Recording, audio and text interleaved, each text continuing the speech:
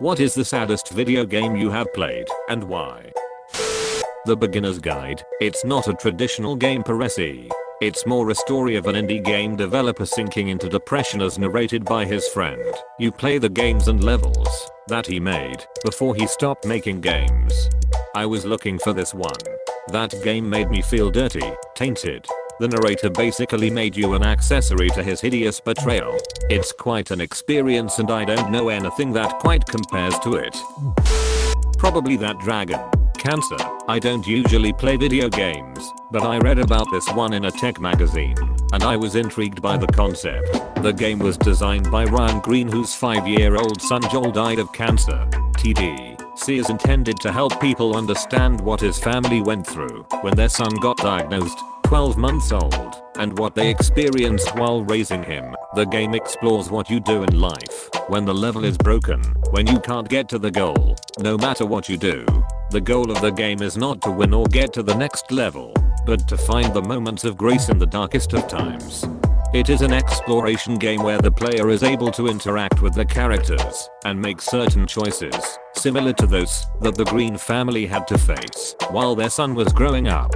Alongside the interactivity, the game includes narration from both Ryan Green and his wife Amy, as well as recordings such as voicemails that they had made during their time with their son. Some of the scenes also include cards, letters, and other mementos of support for the Greens, sent in by people that had experienced similar losses in their life. It was touching to see these elements included. Came here to say this game. It's just the saddest concept. Never played it, but I know why they made it, and I could never bring myself to play it. Presentable Liberty. If you play it, I warned you. The game is about being a prisoner during an unknown catastrophe. I won't spoil it. Edit. Here is a link to the game. http://games/menagerie2/42997. If I could upvote more than once, I would. I love this game. There was a flash game called Cold Case. You are a ghost trying to solve your and other nearby ghosts' murders. In the end, you help your grieving girlfriend find her next relationship. It got me to thinking about much it must suck to be a ghost and be forced to watch your loved ones move on without you. That reminds me a bit to the game Murdered Soul Suspect, a game where your character dies twice. Literally, his ghost dies because his corpse was double tapped with a pistol, and he is forced to help other ghosts find their closure and discover who murdered him, so he can finally go to the afterlife with his deceased wife. Among the sleep, you're a toddler trying to survive all these scary scenarios. Spoiler alert, at the end you realize the whole game was about you as a child trying to escape trauma, and then finding out your mother in the game was an abusive alcoholic, and that's who you were running from the whole time. And at the end you're getting taken away on your birthday. That game messed me up for a minimum. This game hit home hard. I was so relieved when the dad showed up, because that's exactly how mine saved my life probably. Probably Soma. The ending hit me hard, and I proceeded to have an existential crisis for the next week. I've never felt hopelessness like I did at the end of Soma. I still revisit that scene sometimes. I know they try and say there's a good ending, but personally, the original one is what I consider the real one, and that's kinda terrifying. Rhyme. It is a game on loss, depression, recovery, and understanding what happened. And I started playing it not too long after losing a good friend a couple years ago. Valiant Hearts. The only piece of entertainment I've cried at that I can recall recently. I even knew the ending and it still got me. Dude, Emil last letter brings me to years every time. Endgame spoilers warning. Dearest Mary, as the war ends for me, I have no regrets. I've seen too much horror. I hope fate has been more merciful to you. Our time on earth is brief, and mine has been filled with so much joy that I can only be thankful for how much I've been blessed, most especially for the wonder you brought into my life. This letter is my last. I've been found guilty by a military court for the death of an officer. It was not my intention to kill him. War makes men mad. Though I failed Carol, I know my sacrifice has not been in vain. I fought for my country and my liberty. My honor is assured, since it is the will of God to separate us on earth. I hope we'll meet again in heaven. Keep me in your prayers. Your loving papa, always. Not me. My son played an indie game wherein two brothers go on a quest to find water from the tree of life to save their dad from dying. The game can only be played by working together, as in each controller is half controlled by the other player. The quest takes them through dangers and phobias and the brothers bond. They then meet and are befriended by a young woman whom the older brother is attracted to and turns out to be a spider who bites him. They are able to vanquish the spider, but the older brother is mortally wounded. Still they press on and make it to the tree. Too weak to climb it, the older brother stays behind whilst the younger one climbs the tree and retrieves the precious water. When he gets back, the older brother has passed away. He cries and pours the water from the tree onto him, and at first, as he hugs his brother, it seems to have worked, but it is only an illusion, and the younger brother, realizing that he's really on his own, lays his brother to rest and makes his way home. He has to face his fear of water alone, without the brother there to support and cheer him on. He eventually makes it back in time to save his dad, but it is so sad. When my son was describing the game to me, I was crying like a baby. I told him I had no idea games were so artistic. Such a beautiful way to convey art. It's called Brothers, A Tale of Two Sons. It's an awesome game. So is the other game the director made. It's called A Way Out. I played A Way Out with a friend in one day. Amazing game. This war of mine. That's how it is and was for most of the people that lived through it, and some still do, unfortunately. Please, don't. My wife needs that medication. That game goes for the damn throat. At the end of the first Walking Dead game. Wouldn't say it was massively sad, just only thing I can think of at almost 2.30 am. Keep that hair short. To the Moon, 4 hours indie game about an old man on his deathbed trying to fulfill a childhood promise. It's a story about trauma and love and memories, and it uses the video game medium so well to tell it, with just the occasional joke, to keep you from immediately killing yourself. Part of its power probably comes from the music.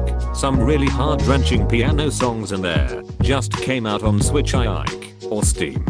It's on sale right now in the Nintendo eShop until tomorrow, in the US.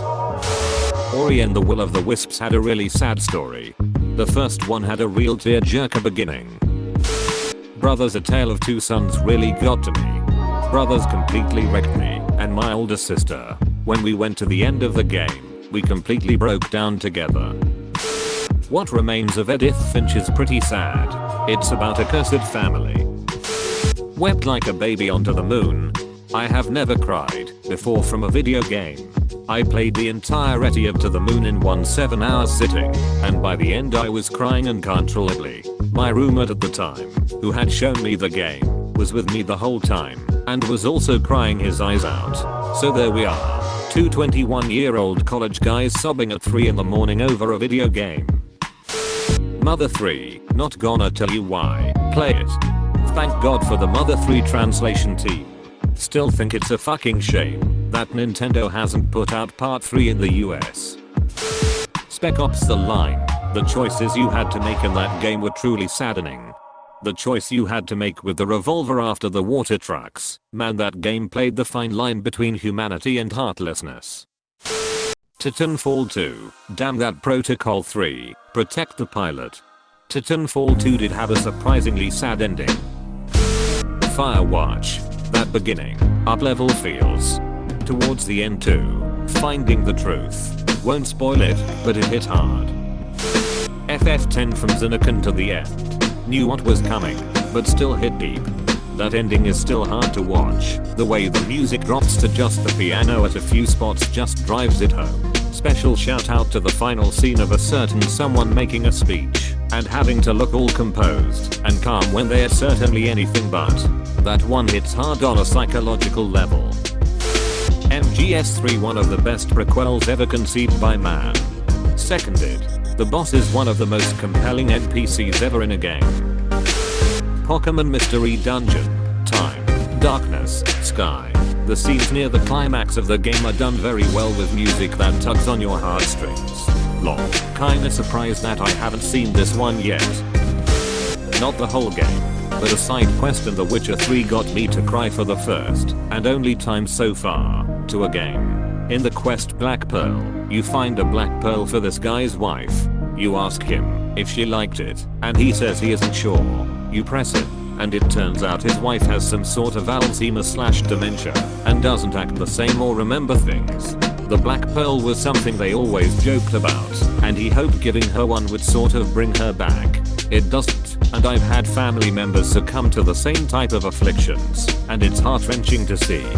There are so many side quests in The Witcher 3 that, even if they don't make you cry, they leave you thinking. I remember getting the quest to make a swallow potion for that sick girl near the starting hour also of the game, and since it was my first time I had trouble gathering the ingredients. By the time I made the potion and got to the girl, she was dead. I felt really bad. Last of Us, the story just sticks. The characters are so fun and interesting, or badass, or ruthless and you wanna murder them. It's a video game filled with emotional thrills and deep pauses where the music really shines. Got the music, this war of mine. Such a different game. So hard to describe what it means to become those everyday people stuck in the middle of a war zone. What your decisions mean, and how hard it is to remain human when so much inhumanity surrounds you. Deep game filled with morality and sadness. RDR2. The ending and the fate of Arthur. The way the game's story sorta gets you there. All of it is heartbreaking, and with a game so rich with detail and hours upon hours of gameplay, it's hard not to grow close to the characters, and not to feel a part of the gang once it all goes to shit. Madden 20. Every time I play it, I just cry, because it's such a bad game. The Last of Us and RDR2 are two of my favorite games ever, and I agree wholeheartedly. I actually laughed out loud at the Madden part though that game is so bad. Mass Effect 3. Of course the quality of the ending is a big point for most alongside anger, but outside of that a lot of people start dying, and sometimes there's nothing you can do to save them, no matter how you played out the trilogy. It winds up being quite the sad adventure. Crazy how we knew Thane was terminally ill when we first got him, yet his death still wound up being a huge gut punch. Even then he fucking threw down with Kay like a damn boss in such a way that I really wanted to see what a perfectly healthy Thane in his prime could do. Yet all I could do later was sit by his bedside as his time came. Mordin's death turned one of his most prominent quotes into a tearjerker as he sacrifices himself to ensure the job got done right. The man went from assuring the near sterilization of a species to dying to save said species. Legion hurt too. Funny how if asked to rank the Mass Effect 2 squad by favorites, Legion would be towards the bottom of my list while still being a solid character. But we get to Randoch and he hits you with a "does this unit have a soul?" in a callback to the question that kicked off the war, and it winds up being the beginning of peace between his and Tail Eyes people. It's not just prominent characters either. Best example of more minor characters is the Krogan chair, Oh Blue Rosavalium, dying during the Arachne raid, and we have to deliver his final words to Ariba, and we find out they had a kid on the way. I know this doesn't compare to many new games, but Super Paper Mario was a trip. Y'all never expect a Mario game to have that kinda depressing lore. That ending fucking destroyed me as a kid. I was thinking, wait, there's no way that's it, but it was. Shadow of the Colossus because reasons, and the God of War series, because behind all the rage and gore, Kratos actually has a very sad story. My picks were Shadow of the Colossus, Last of Us, Hellblade, Senua's Sacrifice, and Valiant Hearts, The Great War. Cried with each one. Hellblade, Senua's Sacrifice, I guess maybe not entirely sad, but it left me with a lot of emotions. It really made me sad that I couldn't fight off Hell's minions at the end. Kinda disappointed me that I had to just let them kill me. Other than that, 10/10's phenomenal game. Spider-Man on PS4. You saw what happened with Doc Ock coming, but man, you got so attached to him that it was still heartbreaking. You were everything I wanted to be. Line killed me. Also Aunt May sacrificing her own life for the greater good and Peter having to willingly let her die fucking also killed me. Also, take off your mask, I wanna see my nephew. Mia, Automata, probably. So many side quests with depressing endings. I noticed with games by Yoko Taro there are no true happy endings, just endings that are not as bad as the one beforehand. Gears of War 3, the mission where Dom dies always gets to me. He gets eaten up by his wife's death and sacrifices himself to save his team. He was always the player 2 feet in the year's games, so it was really heartbreaking if you played on split screen like I did. This right here, and finding Mariah into Aswelata's death. Majora's Mask. Something about that game is just very unsettling, and yet melancholy at the same time. From sitting in a bar with some people you looked up to at the last few minutes before the world ends to Link's pain of being alone. Just listening to the music gives those vibes, as well as just most of the story and atmosphere, and if you go into the 5 stages of grief it becomes even more so. It's a beautiful game. It's beautifully hopeless and heart-crushing, not in the way a good story that makes people die can, but in just a beautiful eerie way. You are the hero, but there will always be people beyond saving, including yourself. And Link never finds Navi. He goes on a quest to find the person who can relate to him the best, his best friend who was there for every battle, and one of the few who knew of the things that he did to save Hyrule.